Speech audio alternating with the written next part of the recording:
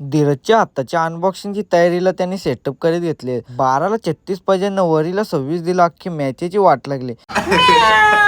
Good morning, नमस्कार, स्वागत आहे. सकाळीच कावटावरून घेतलेलं निर्लीनं भाकर खायला. तसंच समजलं का मॅच आहे. मग काहीच नाही बोलता मल्हार व्हायला बोललो साईडला व लगेच 500च्या स्पीडला तयारी केली ना लगेच तयार झालो. यो बुटा घालते त्यावर आम्ही निघायची तयारी झाली.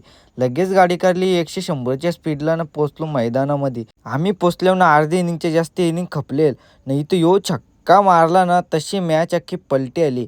असं वाटतं का आपण मॅच बघायला म्हणून मॅच हारली काय.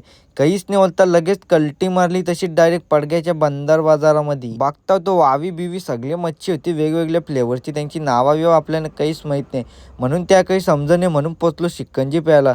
तशी थंडगार शिकंजी पिल्ली ना घरी आलो तर बघता होतं काय शिंगाना मावरा होता काय मावरा होता काही समज नाही. लगे त्याला आपल्याला काय हात घालायचा नाही कारण की आपल्याला पट्टने मट्टन ठेवला साईडला ना. पाहुणे आली त्यांची गाडी नेली.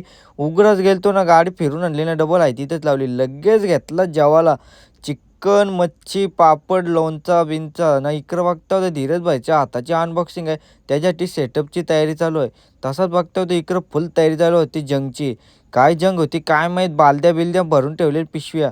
जसा काय मल्हार भाई पळत आला समजला त्याच्या मागं आली पब्लिक. पब्लिक बघता होतं खालच्या वलीशी पब्लिक आली त्याच्यावर अटॅक करायला. जसा काय मल्हार भाई भेटला त्याची अंघोलच घातली डायरेक्ट. वली आली पण नाही तर यांची होली चालू झाली ना. आजच्या ब्लॉगमध्ये एवढंच तर भेटू उद्याच्या ब्लॉगमध्ये. तर